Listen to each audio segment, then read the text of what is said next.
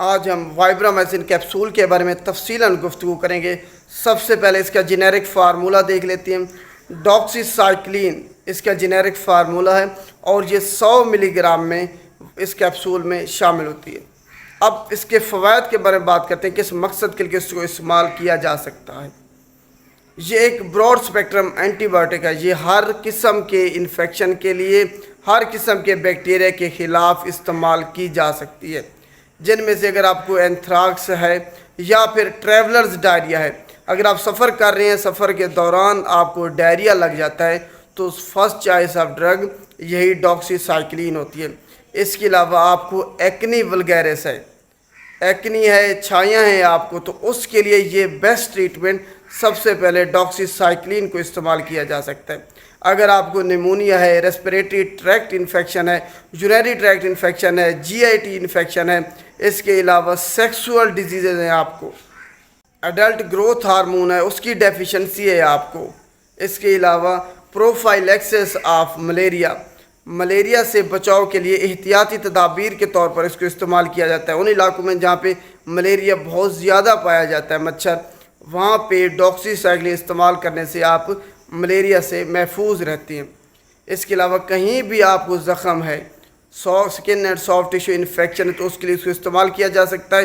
آپتھالمک infection ہے آپ کو، تو ہر بیماری کے علاج کے لیے یہ ڈاکسی سائکلین استعمال ہوتی ہے، تو یہ آپ نے اس کو ذہن میں رکھنا ہے۔ اب دیکھتے ہیں کہ کون لوگ اس کو استعمال نہیں کر سکتے۔ بچے جن کی عمر 8 سال سے کم ہے وہ اس کو استعمال نہیں کر سکتے۔ حاملہ خواتین اس کو ہرگز استعمال نہیں کر سکتی کسی بھی صورت میں۔ یہ آپ کے بچے میں ڈیفیکٹ پیدا کر دے گا اگر آپ اس کو حمل کے دوران استعمال کریں گی تو۔ اس کے علاوہ دودھ پلانے والی مائیں اس کو استعمال نہیں کر سکتی۔ دودھ میں اس کی مقدار جاتی ہے، جس کی وجہ سے بچے کو اس کے جو مضر سے اثرات ہیں وہ بچے میں ہو سکتی ہیں۔ تو حاملہ خواتین دودھ پلانے والی مائیں اس کو استعمال نہیں کر سکتی۔ وہ لوگ جن کو الرجی یا ہائپر سینسٹیوٹی ہے وہ بھی اس کو استعمال نہیں کر سکتے۔ اب ہم دیکھتے ہیں کہ کن ادویات کے ساتھ اس کو استعمال نہیں کرنا۔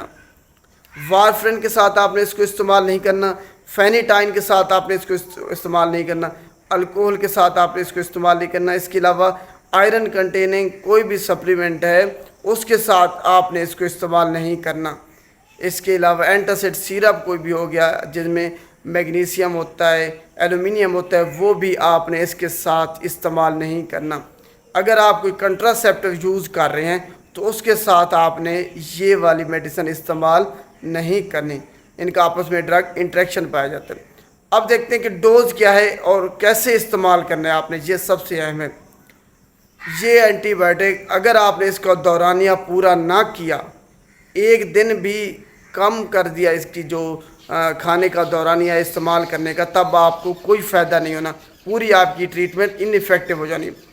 تو اگر 3 مہینے کا کورس ہے تو آپ نے 3 مہینے پورے کرنے ہیں، یہ ذہن میں رکھ لینا ہے۔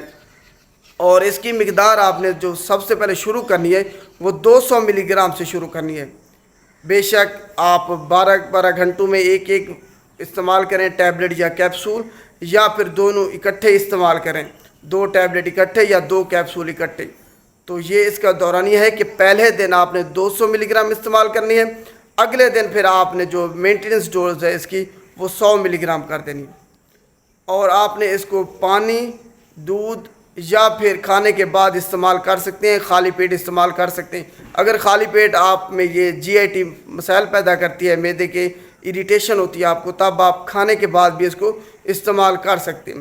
دودھ کے ساتھ بھی استعمال کر سکتے ہیں، اس کی ابزارپشن میں کوئی فرق نہیں پڑے گا۔ تو یہ اس کو استعمال کرنے کا طریقہ ہے۔ ایکنی کی ٹریٹمنٹ کے لیے سب سے پہلے یہ سن لیں، اگر آپ کو ایکنی ولگیرس ہے تب آپ نے اس کا علاج کیسے کرنا ہے۔ تب آپ نے 100 ملی گرام ایک کیپسول یا ایک ٹیبلٹ روزانہ استعمال کرنی ہے اور 12 ہفتوں کے لیے استعمال کرنی ہے۔ 12 ہفتے اگر آپ استعمال کریں گے تب آپ کی جو ایکنی ہے وہ ختم ہوگی۔ یہ نہیں ہے کہ آپ 7 دن ہفتہ استعمال کر لیں، 10 دن اور آپ کی ایکنی ختم ہو جائے گی، ایسا ہرگز نہیں ہے۔ یہ بیکٹیریوسٹیٹک ہے، اس جراثیم کو، بیکٹیریا کو جا کے یہ روک دیتی ہے اس کی گروتھ، مارتی ہرگز نہیں ہے، تو اگر آپ نے اس کو دورانیہ پورا نہ کیا تب وہ دوبارہ سے ان کی گروتھ سٹارٹ ہو جائے گی اور آپ کی ٹریٹمنٹ کا کوئی فائدہ نہیں ہونا۔ اب آخر میں ہم اس کے ایڈورس ڈرگ ریئیکشن مضر صحت اثرات کیا ہو سکتی ہیں وہ دیکھ لیتے ہیں۔ آپ کو اس سے فوٹو سینسٹیوٹی ہو سکتی ہے، اس کے علاوہ ریشز ہو سکتے ہیں، اینافلیکٹڈ شاک ہو سکتا ہے، آپ کا جو لیور فیل ہو سکتا ہے اس کو استعمال کرنے کے بعد، ہیپیٹوٹاکسیسٹی تو لازمی ہوتی ہے، جگر آپ کا لازمی اس کو استعمال کرنے کے بعد خراب ہوگا، یہ آپ نے ذہن میں رکھ لینا ہے۔ اس کے علاوہ آپ کے پیٹ میں درد ہو سکتا ہے، ڈائریا ہو سکتا ہے، آپ کو السر ہو سکتا ہے، تو یہ اس کے ایڈورس ڈرگ ریئیکشن ہے۔ آپ کو انیمیا ہو سکتا ہے، خون کی آپ میں کمی ہو سکتی ہے اس کو استعمال کرنے کے بعد۔ تو یہ آج کا ٹاپک اس میڈیسن کے بارے میں تھا، امید ہے آپ کو تفصیلاً سمجھ آ گئی ہوگی۔ شکریہ۔